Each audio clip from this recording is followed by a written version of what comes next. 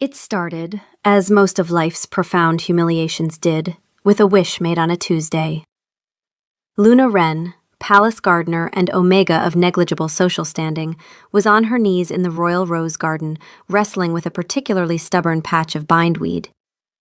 She'd been at it for 3 hours, and the bindweed was winning. The moon, fat and silver, hung directly over the Whispering Falls, and the old pack story claimed that any wish whispered on such a night would be carried by the spray straight to the ears of the moon goddess. Luna didn't believe it, not really. She'd grown up on that story the way every pup in the Thornfeld pack had, told around fires, whispered by grandmothers, invoked by teenagers who wanted better marks on their shifting exams. The goddess, the story went, only answered wishes that were already true. She didn't grant fantasies, she just gave the truth a push. Luna didn't believe that either. Her back ached, her hands were stained with dirt, and 5 minutes ago she'd held the garden gate open for Lady Pemberton, who had walked through it as if the gate had opened itself. No nod, no glance. Not even the vague, unfocused acknowledgement you'd give a piece of furniture that happened to be in your path. This was not new. This was every day.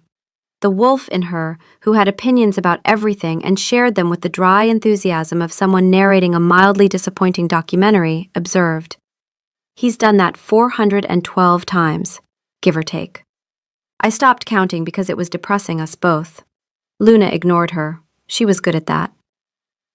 Now, from somewhere beyond the hedgerow, she heard voices, low, masculine, accompanied by the crunch of gravel under expensive boots.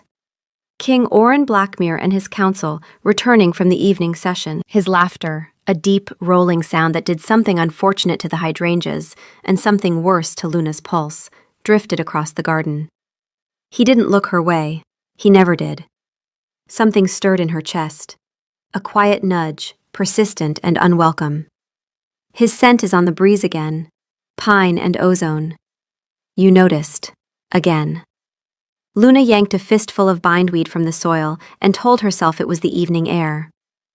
Nearby, 2 kitchen maids were lingering by the fountain, voices pitched in the conspiratorial register that meant gossip of the highest order.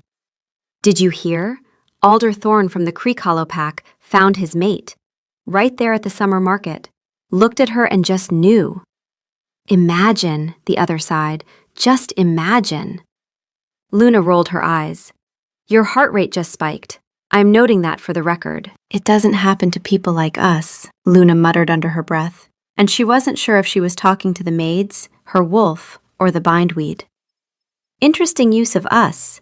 You usually pretend I'm not here. The maids drifted back toward the kitchens, their gossip fading into the evening. The garden emptied. Luna was alone with the bindweed and the moon and the sound of falling water. The moon hung fat and close. The falls roared. Mist drifted across the garden like something alive. And Luna, in a moment of profound, weed-fueled exhaustion, looked up at the silver disk, felt the cool spray on her cheeks, and whispered it. I just wish he'd see me. Just once. She blinked. She'd said he. Not someone, not anyone. He. She hadn't meant to say he. Yes, you did. It was a silly, flimsy wish, born of the same part of her that occasionally bought lottery tickets. She expected nothing. She went back to the bindweed, yanked it free with a grunt of satisfaction, and forgot all about it. The wolf inside her did not forget. Finally, she said, and for once she sounded hopeful. The moon goddess, apparently, was listening. The next morning, King Orrin Blackmere was in the middle of a strategic meeting regarding a territorial dispute with the Silver Creek pack. His beta, Torvin Blackwood, a man whose soul had been aged into fine leather by years of service to the crown, was pointing at a map with the grim determination of a man who had been pointing at this same map for 3 consecutive meetings. My king, if we cede the Eastern Ridge, we lose our primary watch point. The Silver Creek delegation arrives in 6 days, and their ambassador has already... Orrin wasn't listening. A breeze had drifted through the open arched window. It carried a scent. Earth. Sweet pea. Sun-warm skin. Something green and alive and specific. in a way that made his lungs forget how to function. The wolf inside him, a being whose romantic instincts were filtered entirely through the behavioral repertoire of an actual wolf, and who had never, in his entire existence, witnessed a successful courtship that didn't involve either a dead rabbit or prolonged staring, went absolutely nuclear. Her, it's her, the one who tends the dirt. Bring her a rock, a large one. Oren's head turned to the left, towards the grand arched window that overlooked the royal rose garden. And there she was, the gardener, Luna. Her hair was a mess of brown curls escaping a haphazard bun, and she had a smear of mud on her cheek. She was currently engaged in a staring contest with a squirrel that had stolen a begonia bulb. The squirrel was winning. Territory dispute. The squirrel has claimed her territory. We should intervene. Oren tried to turn his head back to the map. It wouldn't move. He strained his neck muscles, commanding them, threatening them, bargaining with them. They refused. His eyes remained locked on the gardener, who had just surrendered the begonia and was now shaking her fist at the victorious squirrel. The wolf watched this display with the reverence of a pilgrim witnessing a miracle. She conceded the bulb, a tactical retreat. Very wise. I will compose a ballad. My king? Torvin's voice was laced with a delicate, practiced concern. The map, Oren gritted out, his neck veins standing at attention, is over there. I am aware. And yet your head is over here, sire, facing the window. Perhaps, Oren said, we could move the meeting to the window. The light is better over there. For the map. The light was, in fact, perfectly fine where they were, but the council members, loyal and deeply confused, began gathering the heavy parchment and moving the entire strategic meeting to the window, arranging themselves in a clumsy semicircle around their king, who was still aimed at the garden with the intensity of a hawk spotting a field mouse. Luna, oblivious, chose that exact moment to trip over a watering can, landing face first in a bed of pansies. A small, undignified poof of petals and soil erupted around her. She touched a flower. We also touch flowers. We have so much in common. Oren closed his eyes. It didn't work. Even with his eyes closed, he could feel his head pulling, straining to face her. It was a nightmare. A floral, dirt-smudged, squirrel-adjacent nightmare. Luna felt it first as a prickle on the back of her neck, the kind of feeling that says, you're being watched. Not the casual, passing glance kind, the kind that feels like someone has bolted a searchlight to your spine and is refusing to turn it off. She straightened up from the pansy bed, spitting out a petal and brushing dirt from her overalls. She scanned the castle walls. Nothing. Probably just a guard, bored on his watch. The wolf in her disagreed. It's not a guard. Luna went back to work, deadheading the lavender, trying to ignore the persistent itch between her shoulder blades. But it didn't go away. It intensified. Something happened, last night. The wish. Nothing happened, Luna muttered, snipping a dead stem. I wished on a waterfall like a child, and now I'm talking to myself in a garden. Peak dignity. Your hands are shaking. They were. Luna shoved them in her pockets. She risked another look. This time she saw it. In the high window of the council chamber, a distinct shape. King Oren. And he was staring directly at her. Luna's blood ran cold, then hot with mortification. What had she done? Was her pruning technique offensive? Was there a rule against arguing with squirrels on royal property? She ducked behind a large rhododendron, her heart hammering against her ribs. This was her defense mechanism, honed over a lifetime. When in doubt, disappear. She peered through the leaves. The king was still there, and his head had tracked her movement. He was now staring intently at the rhododendron. He tracked you through a bush. That's either predatory or devoted. Possibly both. Inside the council chamber, chaos reigned. So, as you can see, The Silver Creek pack is fortifying this position, Torvin said, his finger jabbing at the map now pinned precariously to the wall beside the window. My king, your thoughts? Oren's thoughts were as follows. She is hiding. Why is she hiding? Is the bush a threat? Aloud, Oren said, The bush. It's very green. Torvin blinked twice and chose, wisely, not to respond. Indeed, sire. A pause. About the impending border dispute? Oren felt a muscle in his jaw twitch. Torvin, he said, his voice dangerously low. Cancel my afternoon appointments. Torvin blinked. All of them, sire? You have the trade delegation from the Sunstone Pack and the quarterly budget review. Cancel them. I have an urgent matter of state to attend to. A botanical crisis. He strode from the room, his body moving forward while his head remained swiveled unnervingly to the left, giving him the appearance of a man attempting a very complicated and unsuccessful dance move. He walked directly into the doorframe. The resulting thud echoed through the silent council chamber. Torvin sighed, a long, weary sound, and pinched the bridge of his nose. He had served the old king. He had survived a border war, a famine, and a council coup. None of that had prepared him for today. Luna stayed hidden for a solid 10 minutes. This was absurd. She was a gardener, not a fugitive. She had work to do. Taking a deep breath, she decided to brave it. She stepped out from behind the bush and marched purposefully toward the compost heap, wheelbarrow in tow. She would not look at the window. She would not. You're marching. You never march. You usually shuffle and hope nobody notices.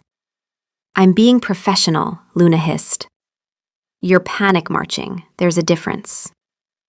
She loaded the barrow with weeds and clippings, her movements stiff and unnatural. Out of the corner of her eye, she saw movement. It was him, the king.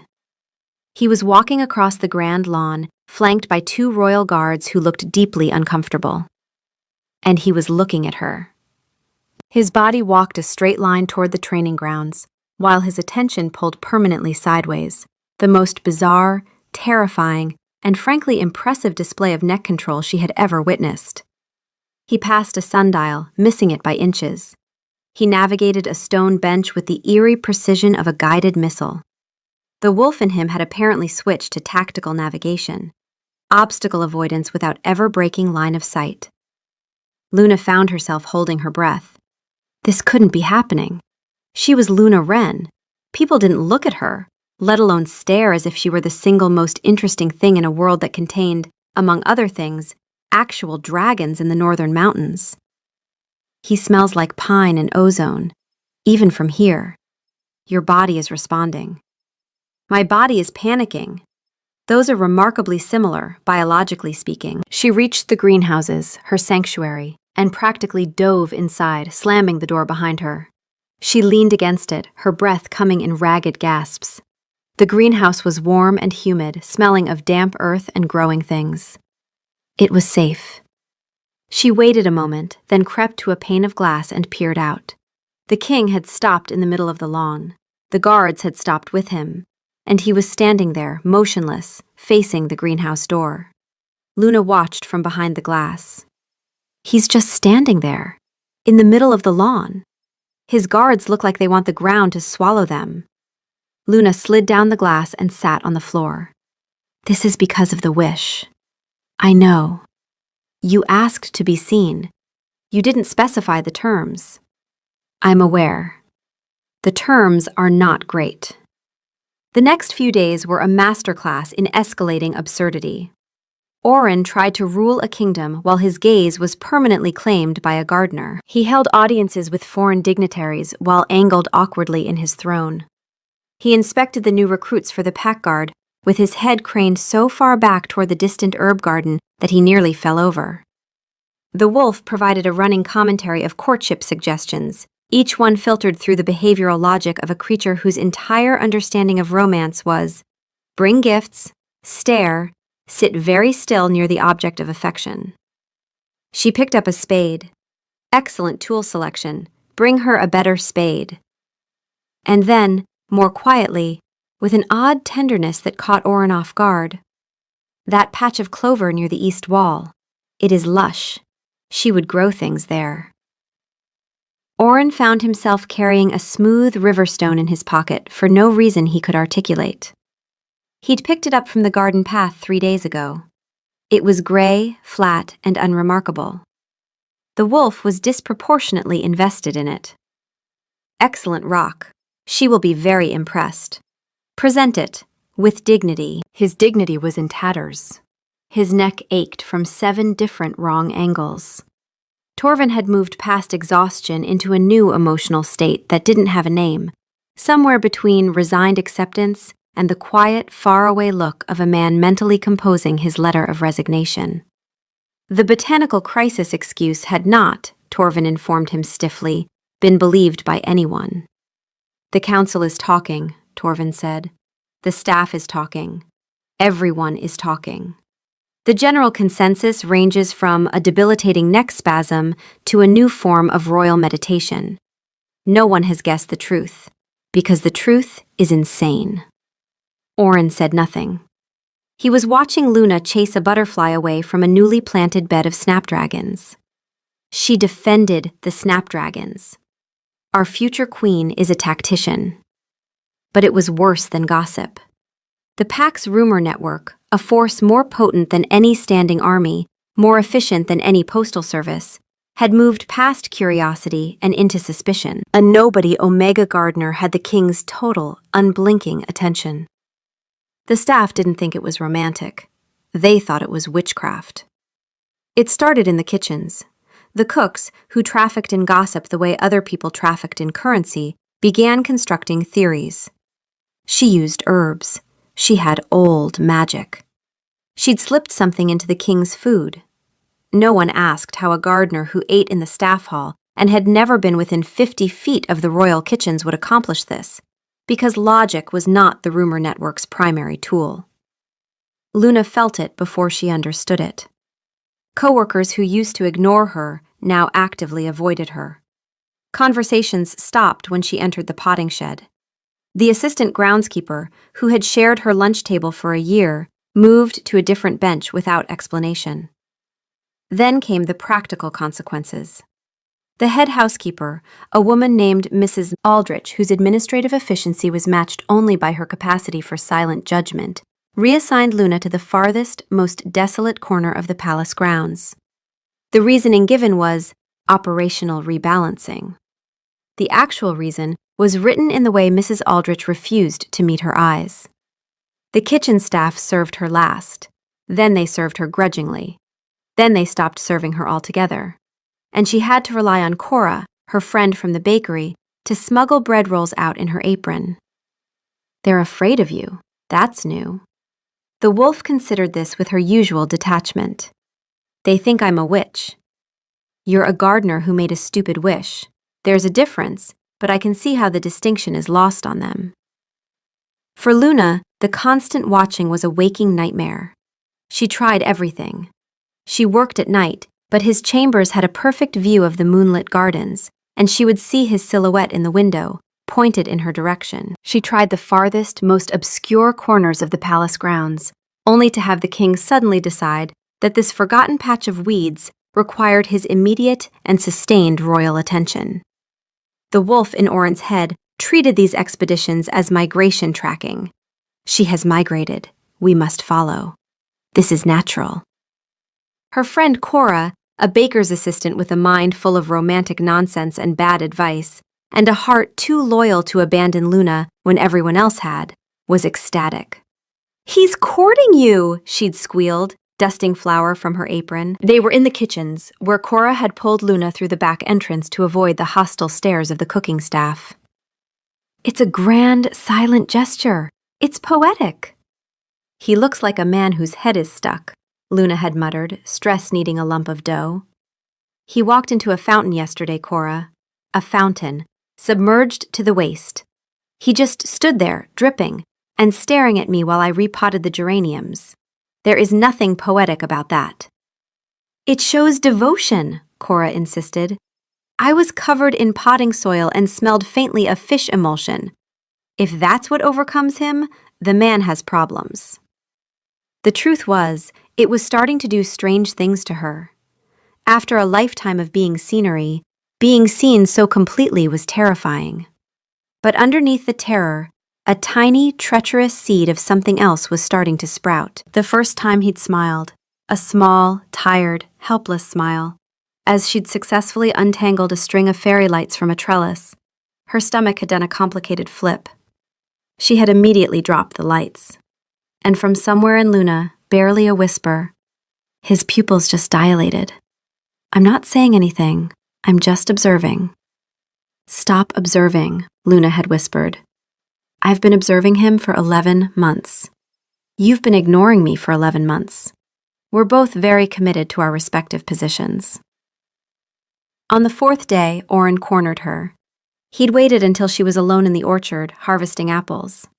His approach was heralded by the frantic rustling of his guards, trying to keep up with a man who was walking forward while looking sideways. He stopped 10 feet away.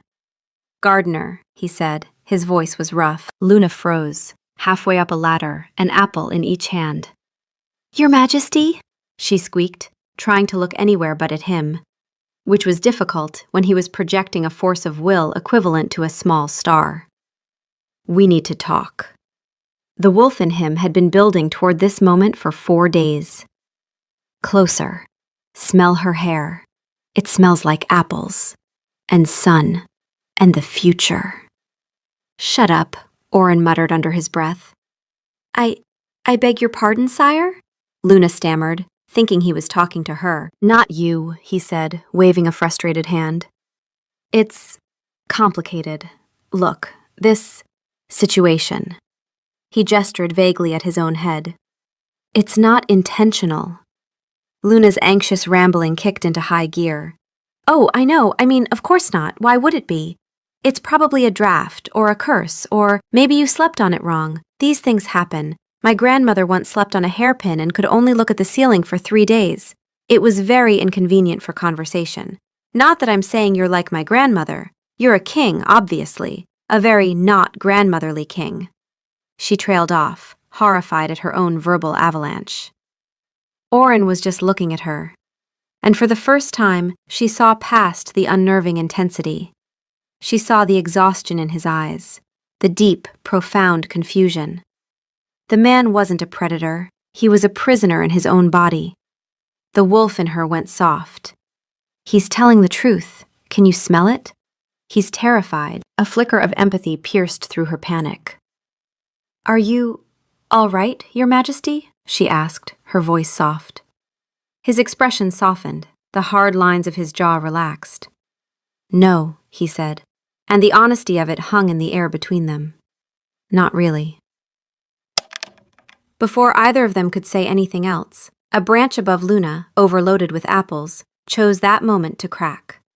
Apples rained down around them. One bounced squarely off the top of the king's head. He didn't even flinch. He just kept looking at her, an apple rolling to a stop at his feet, as if the universe pelting him with fruit was a perfectly normal Tuesday. And Luna, despite everything, despite the terror and the mortification and the sheer weirdness of it all, felt a laugh bubble up inside her. It escaped as a startled snort, which only made it funnier. She clapped a hand over her mouth, her shoulders shaking. Oren watched her, a slow, bewildered smile spreading across his face. The wolf in him went quiet. Not the scheming quiet, or the loud quiet. Something gentler. That sound. We must hear it again. And from somewhere in Luna, his laugh lines. He has laugh lines. She noticed. The apple incident was a turning point. But so was what came next. Torvin appeared in Oren's study that evening with a document. He placed it on the desk, positioning it carefully in the direction Oren's head was currently aimed. "A formal complaint, sire, from the senior palace staff. 20 signatures. They are requesting an official investigation into Luna Wren for, and I quote, unnatural influence on the crown." Oren's jaw tightened. He tried to scan the names. This was difficult, as the document was directly in front of him, and his head was aimed approximately 40 degrees to the left, toward the garden. He was reading the complaint at an angle that would have given a typesetter a stroke. "This is absurd," Oren said. "She hasn't done anything." "I know that, sire, but your behavior is, and I say this with the deepest respect and loyalty, completely insane. You cannot credibly dismiss a formal complaint when you are, at this very moment, reading it at a 40-degree angle because your head won't cooperate." Oren had no response to that, because Torvin was right. "I'll stall it," Torvin said, "but I can't stall it forever. And sire, the Silver Creek delegation arrived this morning. I've been handling the negotiations myself. Their ambassador asked why the king wasn't present. I told him you were indisposed. He asked with what. I said it was a botanical matter. He thinks we're at war with a plant." That night, Oren sat in his study, staring out the window at the darkened garden. The wolf, apparently unbothered by the political crisis, had moved on to cataloging Luna's greenhouse from memory. "She has 43 pots on the south shelf. 7 are empty. We should provide seedlings." "Our kingdom is under internal threat," Oren said to the empty room. "The seedlings are also under threat. Priorities." The rock was still in his pocket. He had tried to leave it on his desk 3 times. Each time his hand had put it back. He was losing an argument with a piece of riverstone, and the riverstone was winning. Luna learned about the investigation from Cora. Cora arrived at the greenhouse with red eyes and a basket of bread rolls she'd hidden under a cloth. One of the rolls had a thumbprint in it where she'd gripped it too hard. Cora stress-baked the way other people stress-smoked, and the evidence was all over her apron. 20 signatures, Cora said, her voice thick, including Mrs. Aldrich. "And Garrett from the stables, he used to give you extra straw for the mulching." "Garrett?" Luna's voice was flat. "Garrett, who I helped deliver a foal at 3 in the morning last winter? That Garrett?" He signed in pencil, if that helps, like he wasn't fully committed. It did not help. Luna sat down on an upturned pot. Something inside her went very still and very cold. The only thing she had ever possessed, not rank, not title, not status, was her place. The garden, the greenhouse, the routines, the quiet dignity of being reliable, of being needed even if she was never noticed. That was being taken from her. "You want to run." The wolf's voice was gentle now, no edge. "I could leave," she said. "Resign. Go somewhere no one knows me." Cora grabbed her hand. "Don't you dare. We've been running since we were 12. Where has it gotten us?" The apple incident had unlocked something in Oren. Not a solution, but an admission that one was needed. Torvin, at the end of his considerable rope, agreed. "There is only one person in this kingdom who deals with inexplicable magical maladies, sire." "No," Oren said immediately. "Absolutely not. Old Mad Elspeth lives by the Whispering Falls. They say she can hear the moon goddess's replies. They also say she turns people she dislikes into newts. She has a very large newt collection, sire." Torvin's face was grim. "It's a risk we have to take. Your Majesty, with all due respect, you tried to sign a trade agreement on the back of a pastry chef today because he was standing next to the gardener. This cannot continue." Oren sighed in defeat. Finding Luna and convincing her to accompany them was another matter. She had become an expert at evasion. They eventually located her in the highest turret of the old western tower, where she was ostensibly dusting off some forgotten potted ferns. "I'm very busy," she said, her voice tight with panic as Oren and Torvin appeared in the doorway. Oren couldn't get his entire body into the room, as his head was trying to maintain a line of sight with her, forcing him to stand sideways in the hall. "Gardner, Luna, please," he said, his voice strained. "We think we know how to fix this, but we need you." He said please. A king said please to a gardener. "Go." The nudge was quiet, certain. "Fine," she sighed, putting down her dusting cloth. "But if I get turned into a newt, I am haunting your petunias for the rest of eternity." Mad Elspeth's hut was a chaotic jumble of moss, river stones, and questionable taxidermy, nestled right beside the thundering curtain of the Whispering Falls. The air was thick with the smell of odd herbs and damp magic. A jar on the windowsill contained something that might have been pickled mushrooms, or might have been eyeballs. Luna decided not to ask. Elspeth herself was a tiny, wrinkled woman with eyes as bright and sharp as a magpie's. She took one look at the trio, the sideways king, the hollow-eyed beta, and the terrified gardener, and cackled, a sound like dry leaves skittering across pavement. "Well, well, well," she rasped, poking Orin in the ribs with a gnarled finger. "Look what the wish dragged in." Luna froze. Orin and Torvin exchanged a look of alarm. "You know about this?" Torvin asked. Elspeth ignored him, circling Luna. "A little wish, wasn't it? Whispered on a full moon, right into the water's ear." Her sharp eyes pinned Luna to the spot. "Just wanted to be seen, eh, little mouse?" Luna's face burned. "It was a stupid wish," she mumbled. "I didn't think it would actually—" "Oh, it didn't do anything," Elspeth cackled, turning to Orin. "Not really." She peered into the king's eyes, which were still fixed on Luna. "You poor fool. You think this is a curse?" Orin gritted his teeth. "I cannot look away from her. If that is not a curse, what is?" "It's a revelation," the old witch declared, tapping him on the nose. "The goddess doesn't grant fantasies, boy. She only answers wishes that are already true. She gives the truth a push." She snapped her fingers. The wish didn't create the connection. It just stripped away the denial, revealed what was already there. She gestured between them. "He was already watching you, girl. Every day. From his window, in the halls, pretending to inspect the stonework when you walked by. The wish just took away his ability to pretend otherwise. It hooked his eyes to his heart." A profound silence descended on the hut, broken only by the roar of the falls and the sudden frantic pounding of two separate hearts. Luna stared at Orin.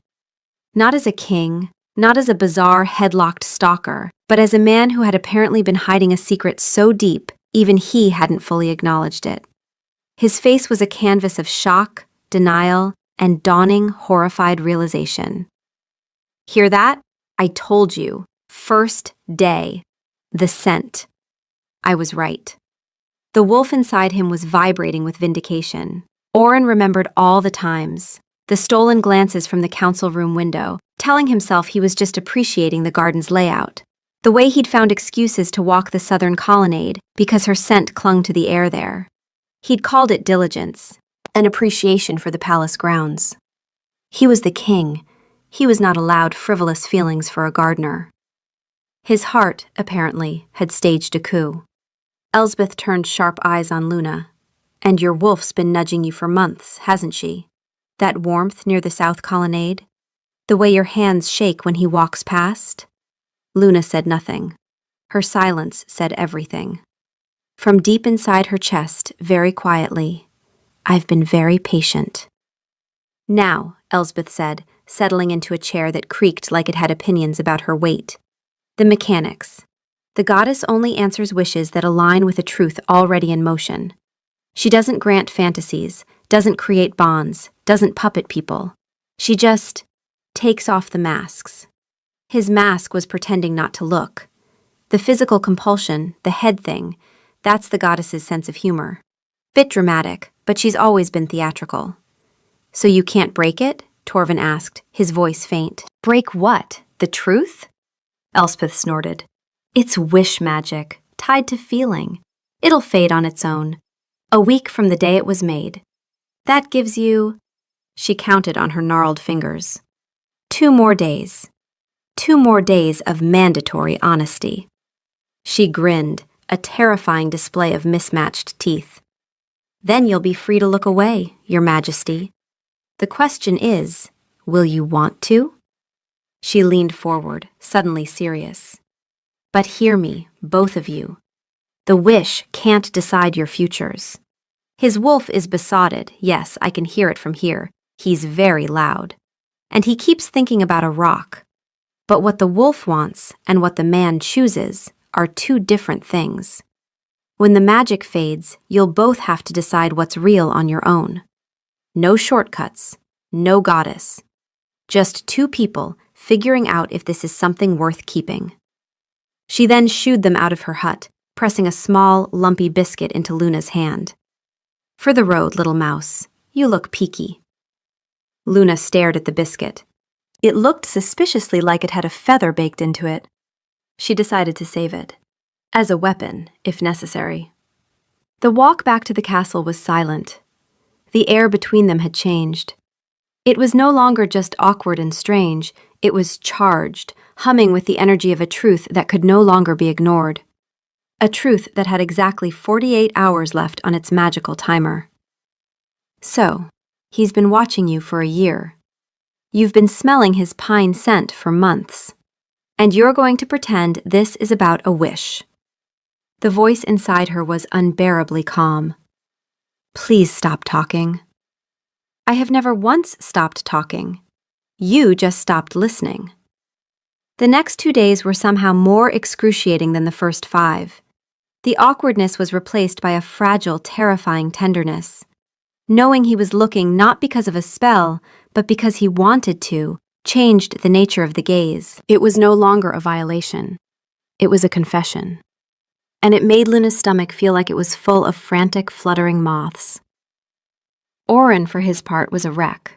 The wolf had moved past courtship suggestions and into long-term planning. Build her a greenhouse, a better one, with a throne in it. Greenhouses don't have thrones. Hers will. He tried to have a conversation with her in the library. She'd fled there in hopes the sheer volume of books would form a sufficient shield. He stood in the aisle, staring at her over a copy of Advanced Agricultural Economics, and tried to speak. Luna, he began, his voice hoarse. About what Elspeth said. No need to explain, Your Majesty, Luna said quickly, her face buried in a book about root rot. Temporary magical insanity. Happens to the best of us. I'm sure you'll be back to... not staring very soon. But that's the point, he persisted, taking a step closer. I don't think it's insanity. His hand twitched toward his pocket. The wolf surged. Oren's jaw locked against it. A silent, visible argument played across his face, the kind that only made sense if you knew one half of the conversation was being conducted by something with 4 legs and no concept of subtlety. And from somewhere in Luna's awareness, watching the way his jaw was working, his wolf just tried to make him give you something. I think it's supposed to be romantic. Luna bit the inside of her cheek to keep from laughing. Meanwhile, the investigation was a noose tightening around Luna's life. Torvin had stalled it, but the staff's hostility was intensifying. Luna found her gardening tools moved from the potting shed, not stolen, just relocated to a different shelf, in a different room, behind a locked door. A passive-aggressive treasure hunt. Her greenhouse, the one space that was hers, was locked with a new padlock, a key she wasn't given. She stood in front of the locked door, her hands at her sides, and felt something inside her crack. Not break, crack. The hairline fracture of a person who has spent their whole life taking up no space, discovering that taking up space comes with teeth. Cora brought her food because the kitchen had quietly stopped serving her. Not officially, not with any declaration, just the slow, grinding erasure of someone the institution had decided was a problem. Cora arrived each evening with increasingly creative smuggling methods. Bread rolls in her apron pockets, soup in a canteen labeled cleaning solution, and once, memorably, an entire roast chicken wrapped in a dishcloth and stuffed down the front of her dress. You look lumpy, Luna had said. I am lumpy, with love and poultry, Cora had replied, producing the chicken with the dignity of a woman who had absolutely none left to lose. I found the key, Cora said the following evening, pressing it into Luna's hand. She'd stolen it from Mrs. Aldrich's office. Her hands were shaking, but her jaw was set. They don't get to lock you out of your own greenhouse. Cora, you could lose your position. I make bread, Luna. They'll find another baker. They won't find another you. She paused. Also, Mrs. Aldrich keeps the key in her third drawer, behind a stack of incident reports. She really should vary her hiding spots. She's a good one. Keep her. The wolf in Luna's chest was warm. That night, alone in the greenhouse she'd broken back into, Luna sat among her seedlings and wondered if any wish was worth this. A tomato seedling she planted 3 weeks ago had finally sprouted. It was small and crooked and stubbornly alive. The tomato is leaning. Repot it before it develops a complex. One of us with a crooked spine is enough. Luna almost smiled. Almost. She pressed her forehead against the cool glass and watched the moon, thin now, waning, and didn't make any more wishes. Day 7. Torvin appeared at Oren's study door. He had the particular stillness of a man who had passed through exhaustion, through resignation, through the quiet contemplation of alternative careers, and arrived at a flat, professional calm that was somehow more alarming than any amount of panic. "I can't stall it any more, sire. The staff complaint has reached the council. They want it addressed formally. Luna has been summoned as a witness." The wolf inside Oren was a snarl, not the playful kind. For the first time, something darker than frustration moved through Oren.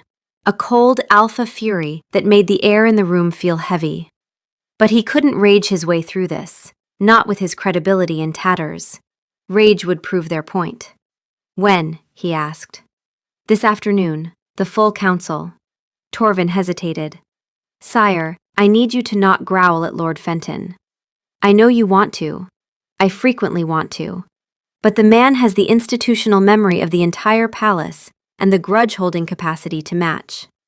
"I will not growl at Lord Fenton," Oren said, with the tone of a man who was already planning to growl at Lord Fenton. Cora found Luna in the greenhouse an hour before the session. "Don't go," Cora said, gripping Luna's arm. "You don't owe them anything. You could just leave. Go to the Creek Hollow territory. My cousin has a farm. You could garden there and nobody would—" "I could disappear," Luna said quietly. "Is that what you mean?" Cora's face crumbled. "I mean you'd be safe." "I've been safe my whole life, Cora. Safe and invisible. And what has it gotten me? A locked greenhouse and 20 people who think I'm a witch because a king looked at me." She took a breath. "I'm going." Finally, one word from deep in her chest. "At least let me come with you," Cora said. Luna looked at her friend, flower-dusted, red-eyed, brave, and for the first time in days felt something that wasn't fear. "Okay," she said. "Okay." The council chamber was packed. Every ranking member of the Thornfeld pack was there, their faces grim and uncertain. The air smelled of anxiety and old wood. Torvin stood at the front, the formal complaint unrolled on the table. 20 signatures. Unnatural influence on the crown. Luna entered through the side door, flanked not by guards, but by Cora, who had refused to wait outside, and whose presence radiated a protective fury that belied her flower-dusted apron. They stood near the wall. Luna's hands were fists at her sides. Her chin was up, but her knuckles were white.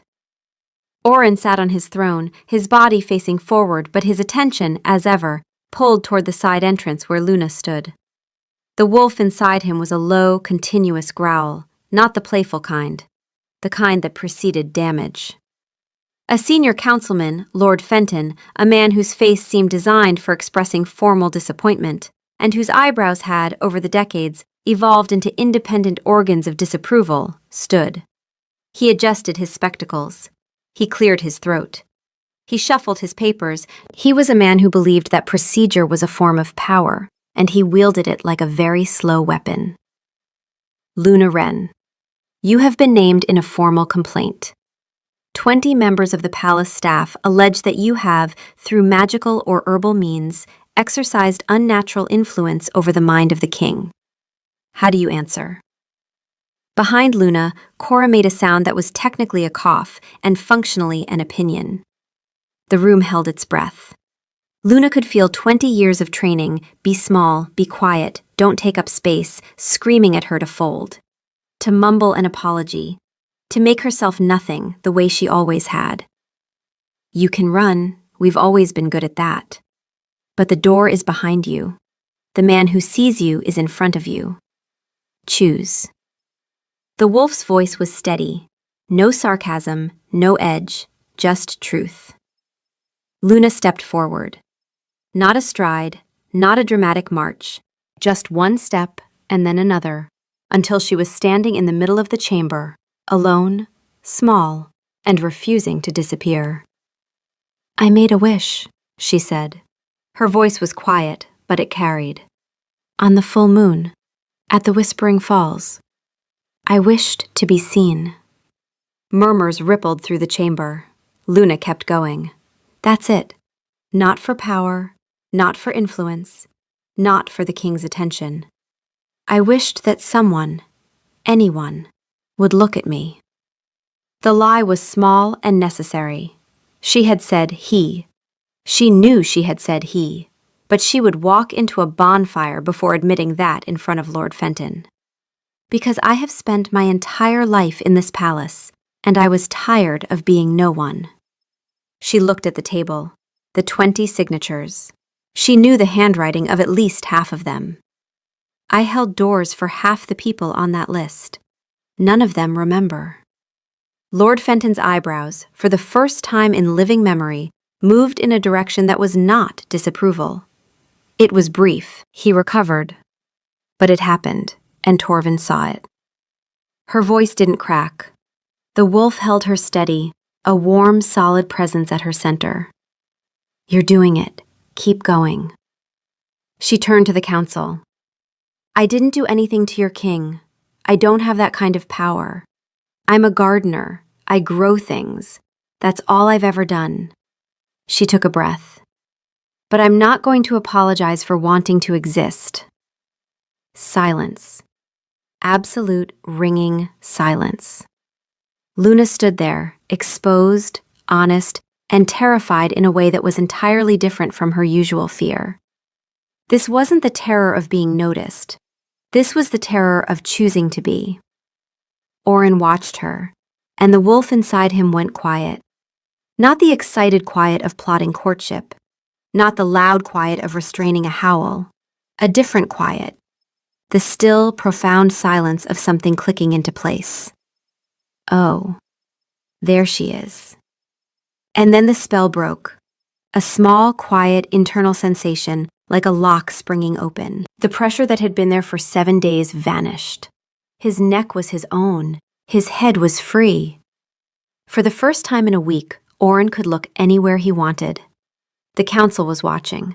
The complaint was on the table.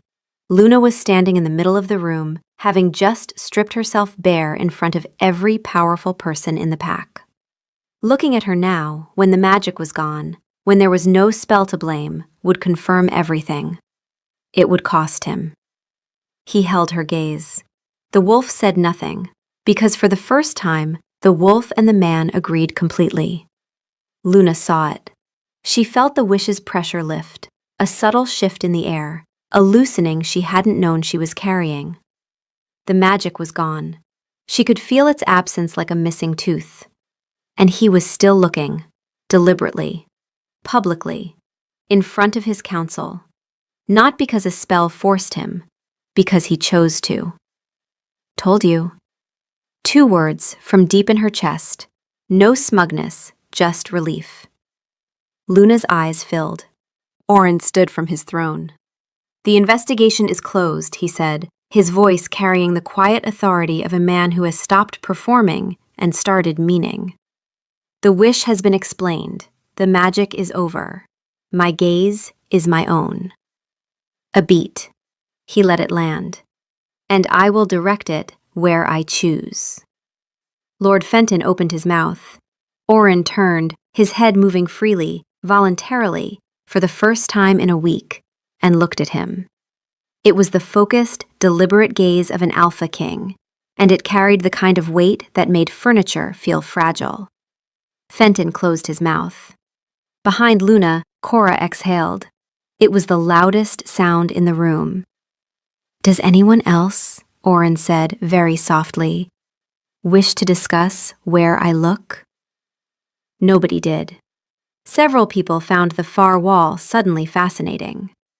Lord Fenton appeared to be reconsidering a number of his recent life choices. Later, the political dust settled in the way political dust does, slowly, awkwardly, and with a lot of people pretending they hadn't said what they'd said. Luna was in the rose garden, on the bench where she'd made the wish that had undone her life and rebuilt it in a shape she didn't recognize yet. She wasn't crying. She was past crying. She was in the hollow, ringing aftermath of having done the bravest thing she'd ever done, and not yet knowing what it had cost her. Her hands were shaking. The wolf was warm and close and silent, letting her feel it. Oren found her there. He came alone. He'd dismissed the guards with a single word, leave, and they had hesitated because their king was politically compromised and walking alone toward the woman at the center of it all. Torvin, who had followed at a distance, caught their eyes and nodded them off. Oren sat beside her, not in front of her, not kneeling, beside, equal. The stone bench was cold and the light was gray and the garden smelled like it always did, like earth and growing things and the particular sweetness of roses that hadn't been pruned yet. "What you did in there," he said. His voice was rough. "Standing up, telling them the truth. You didn't need me for that." "He's right, you didn't." A warm murmur in her chest. "I was terrified," Luna said. "I know. You did it anyway. That's not invisibility, Luna. That's the opposite." "My entire life," Oren said, and his voice was low and rough with an emotion she couldn't name. "I have been taught one thing. Duty. The crown, the pack, the legacy. That is what a king is. There is no room for anything else. No room for self, for wants. And I was good at it. I built walls inside myself so high I couldn't even see over them." He took a breath. "And then I saw you. Not just this week, for months, a year maybe. I'd see you from my window, covered in mud and arguing with squirrels, and something in my chest would ache. It was illogical. It was a distraction from my duty. So I looked away. Every single time, I chose to look away." "That witch," he continued, his voice softer now. "She said the wish took away my ability to pretend. She was right. For 7 days, I didn't have to choose to look away. I just got to look at you. It was terrifying. And it was the most honest week of my life." He turned to face her. His head moved freely, no compulsion, no magic. Just the simple, voluntary act of a man choosing where to direct his attention. "The magic is gone, Luna. I can look anywhere I want." He met her eyes. "And I'm choosing to look at you." In his gaze, she didn't see a gardener or an omega or a background thread. She saw herself, reflected in the eyes of a man who had finally stopped pretending. "I was always looking," he whispered. "I'm just done hiding it." Home. That's the word. Home. The wolf in her chest went still, not with tension, but with the deep, settled calm of something finally arriving where it belonged. Then, he closed the small distance between them and kissed her. It wasn't a king's kiss, demanding and powerful. It was hesitant, questioning, and so full of a year's worth of stolen glances that it made her heart ache with a joy so fierce it felt like pain. When they finally broke apart, the sun had broken through the clouds, bathing the garden in a soft golden light. His eyes were still on her. "You're still staring," she whispered, a watery smile touching her lips. "I know," he said, his own smile mirroring hers. And from somewhere deep in Oren, "We did it. The courtship was successful. I will now compose the ballad." From Luna's wolf, dry as ever. "Please don't. It will be loud and have many verses." I was afraid of that. That night, Luna found herself back at the Whispering Falls. The moon was a sliver this time, a shy crescent in the indigo sky. She was no longer a person who wished to be seen, but a person who had chosen to be. There was a difference. The first was a hope. The second was a decision. She looked at the tumbling water, at the moonbeams dancing in the mist, and she smiled. "Let him keep looking," she whispered. The wish felt warm as it left her lips, not frantic and needy like the last one, but calm and certain. Less of a request and more of an affirmation, because she knew, with a certainty that settled deep in her bones, that it was already granted. "That's the first wish you've ever made that I agreed with." The wolf's voice was warm, settled, done fighting. Luna laughed. It was a good sound. It echoed off the water and disappeared into the night, and if the moon goddess heard it, she probably smiled. 3 months later, the great pack-shedding descended upon the palace. The 3 months between the garden kiss and the shedding had been messy, political, and worth every argument. There had been council sessions where Oren introduced Luna as his partner, and half the room pretended to be fine with it. There had been a deeply awkward dinner with the Silver Creek ambassador, who kept glancing between the king and the gardener, as though expecting one of them to explain the punchline. There had been quiet negotiations, Torvin's diplomacy, and Luna's stubborn refusal to accept any title grander than the one she already had. She was the royal gardener. She sat in on councils when she chose to, offered opinions that were sharper than anyone expected from someone who smelled of mulch, and went back to her roses when she was done. The court didn't entirely know what to do with her. She didn't entirely care. For 1 week, a fine, downy undercoat of wolf fur was liberated from every shifted werewolf, creating what looked like a sudden, localized blizzard. Drifts of gray, black, and brown fur piled up in corners, clung to tapestries, and gave the castle's ancient plumbing system a series of hairball-induced coughing fits. In the royal rose garden, Luna was trying to rake a pile of leaves that was 90% fur. Oren found her there, looking just as disgruntled as she felt, with a noticeable clump of his own dark gray fur stuck to his royal tunic. He joined her, grabbing another rake. "Torvin has suggested we could insulate the North Tower with this," he said, gesturing at a particularly large drift of fur. "He claims it would save on the heating budget." "Cora wants to try spinning it into yarn," Luna replied, leaning on her rake. "She's still going on about it. That and the cake disaster at the mating ceremony." "We agreed never to speak of the cake," Oren said gravely. Cora didn't agree. "Cora will be telling that story when we're all old and gray." "Grayer," she corrected, plucking a tuft of his fur from the air. Luna touched her neck absently, the place where his mark sat, 3 months healed. A small, deliberate scar that meant everything their world had words for, and several things it didn't. Oren caught the gesture. The wolf in him hummed, a deep, satisfied sound. The mark had come with an unexpected side effect. Their wolves could hear each other now. Not thoughts, just the wolves, bleeding through. It was, Luna had decided, like living with a married couple who had been arguing affectionately for decades. The 20 people who had signed the complaint were not punished. Oren had been clear about that, and Luna had agreed. You don't heal a wound by making new ones. But several had quietly apologized. Awkward, halting apologies, delivered in hallways and over garden fences, the kind that cost people their pride and were worth more for it. Mrs. Aldrich had brought Luna a new key to the greenhouse. Not the stolen one Cora had taken. Mrs. Aldrich had noticed that theft immediately, because Mrs. Aldrich noticed everything, and had chosen to say nothing, which was perhaps the closest thing to an apology the woman was capable of before she was ready for the real one. The new key was cut fresh, on a chain. She'd placed it on Luna's potting bench without a word and left. Cora, for her part, had been appointed official palace baker after the previous head baker retired. She was insufferable about it, in the best possible way. Oren stopped raking and pulled her close. The wolf in him was quiet now, not the loud quiet of restraint or the plodding quiet of early days, but the particular silence of something that no longer needed to shout to be heard. He looked down at her, his gaze as steady and true as it had been the day he chose her.